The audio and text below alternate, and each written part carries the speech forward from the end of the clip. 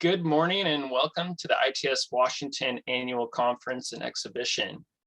Thank you for joining us virtually. We wanted to go virtual again this year just so it's more of an equitable option for everyone to join us. But yes, we are planning to be in person for 2022, so we are looking forward to more in-person events over the next year. So hi everyone, I'm Carl Teipelt. I'm the ITS Washington president and an ITS engineer at DKS Associates. To kick things off, we first want to thank our platinum sponsor, CT Northwest, for their support of this conference and the virtual platform. We also want to thank our other event sponsors, including Western Systems, the breakout session sponsor, Axis Communications, the networking session sponsor, DKS, this morning's coffee talk trivia sponsor. We have another trivia event tomorrow to kick things off, and that is going to be sponsored by McCain. So hopefully you can join us for that. And finally, WSP, our coffee cup sponsor. And with that, I would like to introduce today's keynote speaker, Kristin White. Kristin is the Chief Operating Officer of ITS America.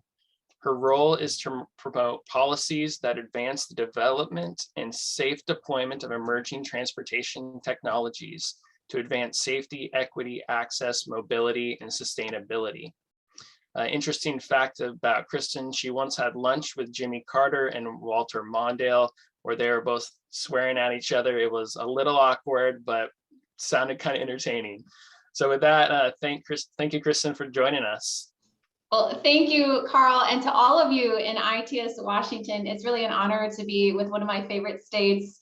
My husband and I are huge fans of your state and your region, and actually the last trip we took right before the global pandemic hit was to tour your beautiful mountainous regions and to hike the Pacific Crest Trail around Mount Rainier. So your region has this very special place in our heart, and I'm excited to talk about some of the innovations that might hopefully be impacting your work and some of the things we'll be planning for together here at ITS America and at ITS Washington. So I prepared just a brief slide deck because I really actually want to focus today on a discussion with you all. So I'm going to talk for about 15 minutes, which for me is actually pretty tough, everyone. I love to chat as a former and recovering lawyer, but I really want to talk in an open discussion about any questions you might have with some of the things we're working on in the coming years. But before I talk about the future, I just want to come back to our foundation of ITS America's vision, right? And this is intelligent mobility and transforming transportation through technology. We believe that the solutions you're working on and your colleagues across the country and globally are advancing technology transportation solutions to save lives, to make our climate more resilient and sustainable, and to provide more access and more opportunity for more communities. So our vision is continuing to be advanced in conversations moving forward. And I know some of the topics that you see here on the screen are being discussed later on in your conversation this week. So of those goals, when we talk about safer, greener, smarter, I think it's really important for us to again level set on what we mean by that. So first and foremost, we've seen some of the statistics in the last 6 weeks with respect to roadside fatalities. And NHTSA just 6 weeks ago published updated numbers that are really alarming, that continue to remind us that during the pandemic, traffic fatalities and serious injuries have increased over 18.5% just in the last 6 months of 2021. Now, we know that there are technologies, whether it's V2X or other connected and automated vehicle technologies that can help save lives. And we believe that it's absolutely a critical situation to advance our common vision of zero deaths on our nation's road system. The second key goal that we'll be talking about today is what we call greener, right? And this is recognizing that with climate impacts, many communities, including coastal communities like in ITS Washington, we are seeing enormity of events at a more frequent pace. So for example, in my home state of Minnesota, we were seeing 100-year flood events every 2 to 4 years. And so we know that there are some emerging technologies and proven technologies that can help us detect weather systems, make our vehicles and our system more resilient and adaptable to climate impacts. And of course, thinking towards the future of combustion and greenhouse gases, we know that solutions like electric vehicles can be one of the key components to achieving our climate goals, as we know that the transportation sector is the #1 pollutant with greenhouse gases. But what I really also will finish on today is this third concept of a smarter community and future with technology. And what we mean by this is advancing the solutions of smart cities to provide more access and more opportunity equally with different communities across the country. This can be everything from making sure that automated vehicle and connected vehicle technologies build access into communities for differently abled people. This is also thinking about the fact that even though only 1 in 5 Americans grew up or lives in a rural area, I myself grew up in a very rural part of the Midwest in South Dakota, 50% of the roadside fatalities in our country are actually taking place in rural environments. And so we know that there are emerging and existing technology solutions that can mitigate those impacts. And also we know that, again, as Minnesota was the heart of the George Floyd movement and a reclaimed movement for racial justice, we know that technology can provide more opportunity and equity and bring more people to the table to understand that technology can build access and jobs and connect them to healthcare, families, and recreational opportunities. And so it's really important that we think about this as we're developing these frameworks for the future. And what do those frameworks look like?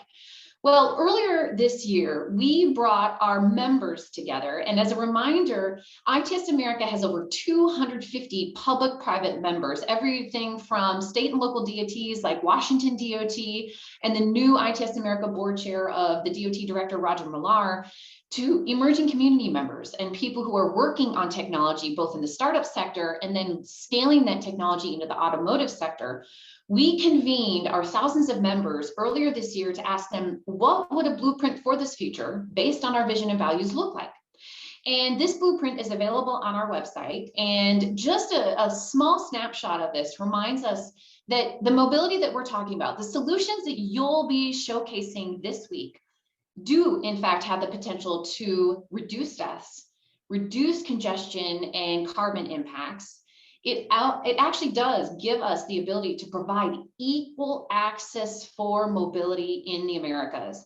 And this then, of course, helps us grow our economy. It provides better health outcomes, which is so important during the pandemic. And it increases broader access to education and knowledge and just economic vitality and opportunity. And so we feel that technology is really important. And even though sometimes, someone who's piloted V2X and V2P and other AV technologies, sometimes it's hard to see how technology can fit into the larger blueprint. But as I'm reminded, as you see the blueprint behind me, this is a 1933 Department of Highways in Minnesota original blueprint. Yes, in fact, that's right. We forget that we actually used to use blueprinting paper. It reminds us that we need to take time to have these conversations today so that we can plan for the future together and we know what the end in mind is. So for us, we do this in a few key ways. So at ITS America, if you're not already involved in our new standing advisory committees, this is the pinnacle of some of the work that's happening nationally and internationally in this space on a wide variety of topics that I'll touch on. But it's not just our standing advisory committee work topics. We do a lot of member education, webinars, roundtables, workshops. And we also support the U.S. Department of Transportation in providing professional training, both for ITS chapters nationally, but in a lot of other vehicles. And so we are really excited to figure out if there are more opportunities to partner with ITS Washington to understand how we and our staff and thought members and partners can contribute to your work. But we're doing that in our standing advisory committees in a few key areas. First and foremost, leveraging some of the experts from Waymo to TuSimple to drive automated vehicle technology solutions by understanding what's actually happening out there. What are some of the challenges we're facing from a safety, regulatory, and other standpoint? And one of the things we do is convene short task forces or working groups on emerging topics in these areas. So you see underneath our automated vehicle standing advisory committee, which is co-chaired by both public and private sector members, we convene task forces like the cybersecurity working group, which was one of the key questions that we were asked in congressional discussions this past year is, how are we going to make sure that emerging technology is safe, secure, and keeps our data private, while also sharing the information we need to share to leverage innovation? So the second opportunity for all of you to be involved, and I know some of you in Washington are already working on emerging technologies, right? And this is everything from the personal delivery devices, like those sidewalk robots that have been delivering groceries during the pandemic, to automated delivery vehicles like the Neuro delivery vehicle on the streets, to air mobility, like drones, and even looking at the digital framework that supports all of these Internet of Things, like digital twinning. So all of these different technologies have their own individual task force that our members, thought leaders, and even cities and states that are piloting these technologies come together on a regular basis to talk about the opportunities and challenges, but also to make sure they're showcasing best practices so that we're all learning from one another and building off the thought leadership in other states. But third, and I know important for those of us in ITS at the state and local level, is smart infrastructure. What do we need to do to build the digital and physical infrastructure to enable these technologies and platforms in the future? Now, this can be everything from broadband, which has an enormous amount of funding in the new Infrastructure Investment and Jobs Act that I'll talk about a little bit later on. But broadband is one of the many foundational infrastructure pieces to support things like connected vehicle technologies and vehicle to everything technologies. But there's many, many other parts of infrastructure that I know folks like you were working on, from work zones and enabling those real-time events to things like weather warning systems and other vehicle detection systems. The fourth advisory committee that we've been convening over the next year and also is leading into next year is mobility on demand. So when we talk about transit, shared mobility, and gaining access to mobility when you want it and where, there's a lot of different thought leaders in this space. So we're convening different opportunities to convene partners that are deploying these technologies in different environments across America. We're looking at things like universal basic mobility, such as what is the basic level of mobility that we should have as Americans? And again, this goes back to our principle that everyone should eventually have equal and affordable access to these technologies. And maybe that's things like creating a little mobility wallet that your smartphone or other similar device could have in the future. And it's also showcasing the leaders in this field through awards and other recognition. Now, fifth, very important, as I mentioned, is sustainability and resiliency. So we're looking at everything from connecting the intersection of the grid and energy and utility sector to what's happening in the transportation sector to make sure that transmission lines are supporting charging stations. But it's also looking at the other side of this, about whether or not we think about models such as charging users for different areas like congestion pricing or cordon pricing or even mileage-based user fees. And last but foundationally, right, the foundation of ITS has been some of the innovations in vehicle to vehicle and to vehicle and anything communications. And so connected vehicles will continue to be a pinnacle of ITS America. And that includes thinking about the federal communications regulatory ruling that has taken away some of our ability to use the dedicated spectrum, and thinking about how we continue to preserve those rights and safety features long into the future, while also thinking about the future of vehicle to anything and cellular vehicle to anything technologies. Now, one of the examples of some of the thought leadership and deliverables coming out of these committees to showcase the value to all of us today is something that happened just in the last 2 months with our automated vehicle committee. So right before the Jobs Act was being finalized and debated and passed in Congress, we knew that there was a gap and recognized that we had to continue to advocate for automated vehicle technology solutions in the bill. And so what we decided to do is convene a series of task forces throughout the committee leaders, including people who are focusing on automated vehicle equity solutions, people who are thinking about the climate impacts of automated vehicle technologies, the safety and validation of these technologies, and of course, the infrastructure needs for technology in automation. And throughout a series of 3 months, we convened a series of a dozen principles advocating for automated vehicle advocacy at the federal, state, and local level.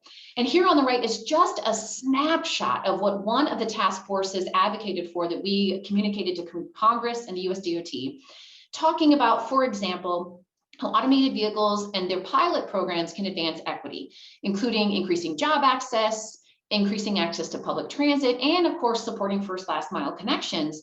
And on the bottom, you see one of the statements out of one of these task forces that was rolled up into the larger AV principles, talking about the fact that we need to look at how automated vehicle pilots should be thinking about areas of persistent poverty. So communities that have been underinvested over the last 100 years, and see how we can pilot automated vehicle technologies in those communities with them to support some of the gaps in transportation services and networks, such as making sure that people who are unbanked, people who might not have a smartphone or access to a credit card, can still leverage innovations in automation and other technologies. But it's not just about what these advisory committees and ITS America can do for you and for us together.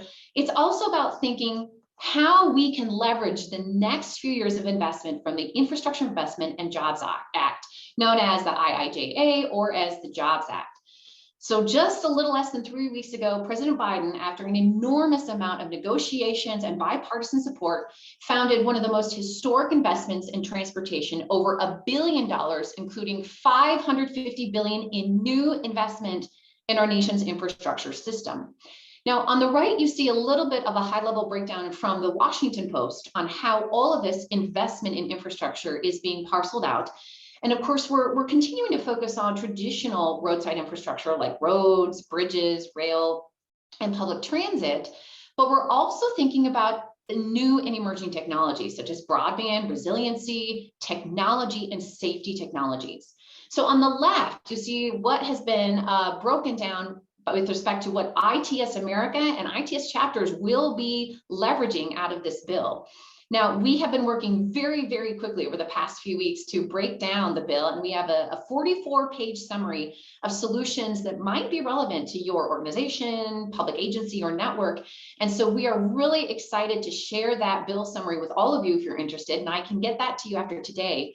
But on the left is a very high-level highlight of the new and emerging programs or programs that are being expanded under the Infrastructure Investment and Jobs Act, which includes everything from Vision Zero and safety solutions to some of the climate solutions I already talked about, solutions advancing equity and piloting new technology, including a large amount of investment in making sure communities can pilot these new AV and other tech solutions, but also with a renewed focus on cybersecurity measures and the digital infrastructures to support that, and seeing how shared mobility can be expanded through micromobility and rural transportation and resiliency. And again, a renewed commitment on vehicle to anything communications, mobility on demand. And lastly, with a focus on vulnerable road user research, recognizing these trends that are alarming that NHTSA has been publishing, but also thinking about the future, such as what does the future workforce need? How do we educate users and future pipeline folks that want to become transportation staff and leaders like you all are? And then, of course, making sure that communities are engaged and can be advocated for. So when we talk to community, the last thing I want to talk about today is the fact that the disparities still exist. And so there's a new initiative over the past year that ITS America and its partners, the RAY and WTS, have garnered to solve some of the challenges that we're seeing over the past 30, 40, and 50 plus years. The first and foremost is that even though we're talking about all these solutions together, only 15% of the 14+ million jobs in transportation are actually held by women and people of color. So even though we're designing innovative solutions, we don't have enough equal representation to make sure that we're thinking about all the opportunities and challenges from a holistic perspective. What's more concerning than that is that over the past 15 to 20 years, only 3% of that number has increased. So we haven't added that many more jobs to our sectors. Again, whether it's architectural and engineering, state DOTs, or even some of the private companies, we haven't increased that number significantly. And that means that less than 1 in 5 board seats, people like me, are held by women and people of color. But what does that mean for the communities we all serve? It means that women and people who are experiencing different cultural and ethnic characteristics pay twice as much and spend twice as much time using the system. And almost 90% of women, depending upon where you live, fear for their safety when taking transportation and making choices. So how do we solve this? Well, the last thing I want to share today is Mobility XX, a new initiative to invite you to join the pledge over the next 10 years to be more inclusive and hire and retain more women and people of color. So you can go online to mobilityxx.org and join the 40+ private and public companies that have signed on to this pledge to do things like invite more women and people of color to presentations, which I applaud ITS Washington this week in doing, or making a renewed commitment to hiring more people and women of color, whether it's engineers, planners, or everyone in between, to make sure that the future of ITS is resilient, sustainable, and equitable for all.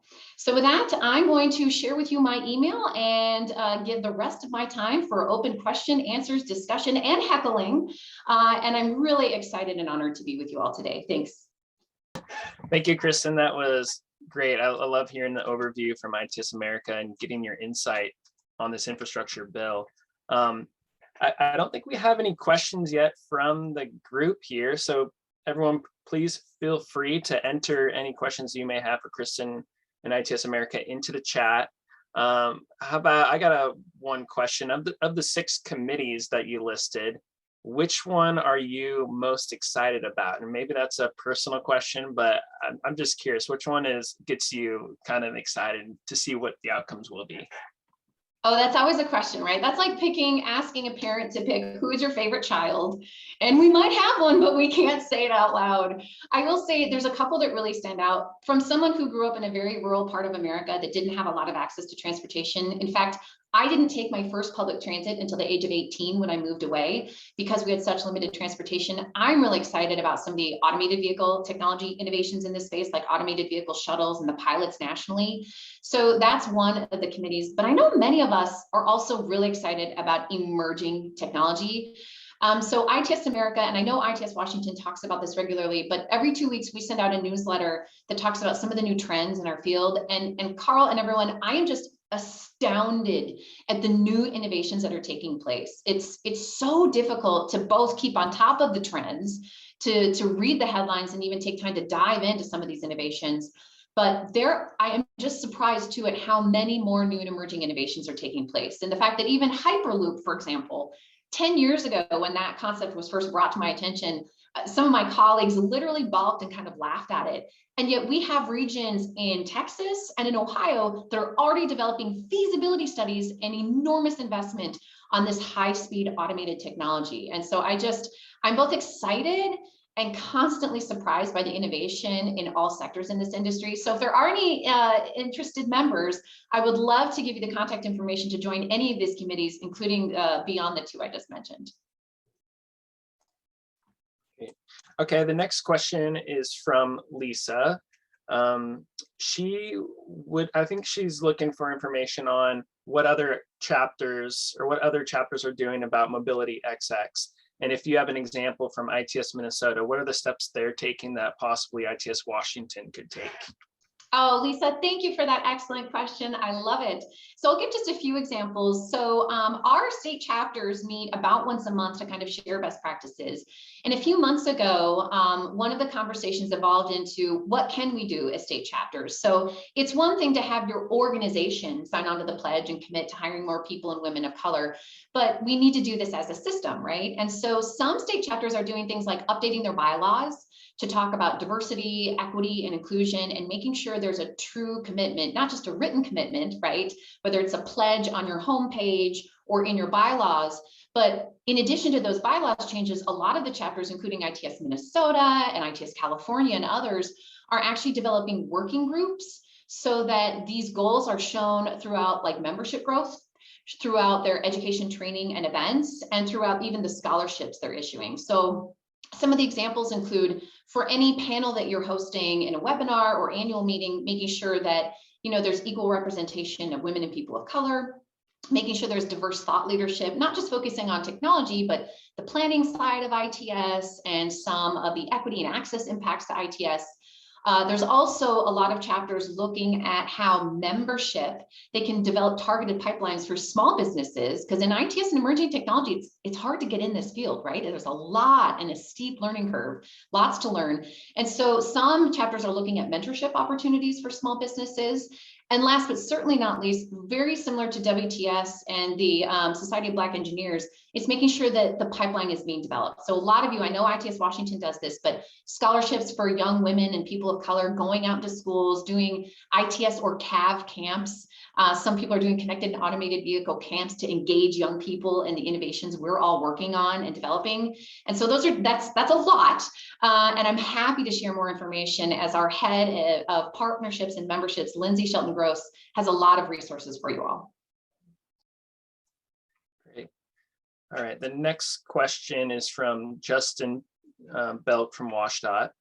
He knows that a few WashDOT staff have been getting involved in these committees. I know Roger Millar is a heavy participant in ITS America.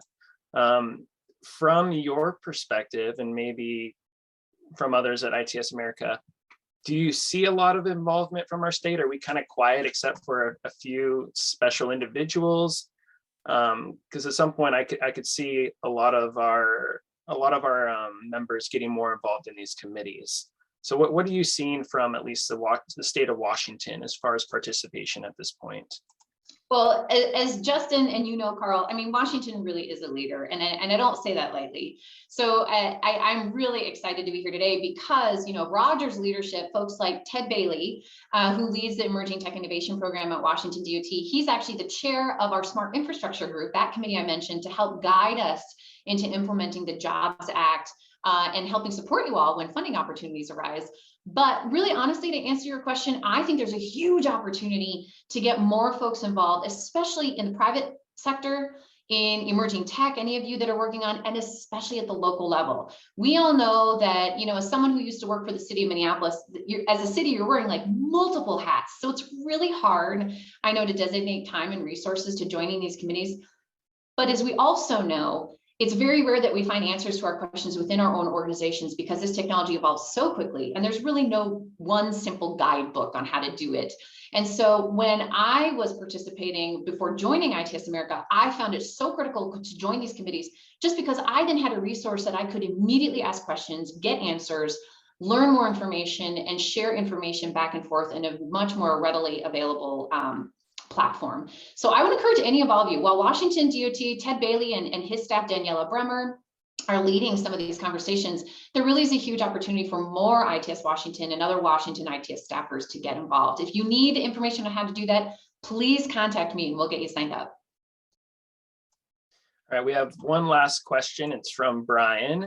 With so much new information available daily, how does ITS America support filtering of the sometimes overwhelming list of emerging technologies? How can we learn what is ready for application? Oh my gosh, I love that we're ending on this question. And I'm going to first start by answering this by referencing the Gartner hype cycle. And if you haven't heard of it, please go and Google it right now as I'm speaking, because the Gartner hype cycle is quite literally an image and statistical analysis on when something actually is just hype, and the news and reporters and journalists and industry is just really excited about it. But when it converges from hype into either disillusionment or a trend that we need to continue to follow. So that actually is one of the key focus areas of ITS America, is tracking the market research, tracking the media, and tracking the actual technology deployments so that we are able to decipher what is in fact hype and what is something we really need to truly focus on. And we do that in two key ways. One is through our own internal research, and that research is then published every 2 weeks in our bi-weekly newsletter, and that talks about some of the emerging trends. But then two, I'll circle back again and finish with our standing advisory committees. These committees are built on the trends, not the hype. So as emerging concepts come out, whether Hyperloop or even a new technology becomes really centered in our national and international conversations, we have the flexibility and adaptability to modify emerging committees or even convene task forces very quickly to address these topics. So I agree with you all. It's very challenging to dive into the details. So let us do the work for you. And we will actually be debuting some series next year, some webinars for members, including the state chapters, that will actually go into more detail every few months about what are the trends you should be tracking. Great. All right, with that, I want to thank everybody for joining the keynote. Kristin, thank you for a great conversation. And thank you again to our platinum sponsor, CT Northwest. So thank you, everyone. Thanks, everyone. Bye.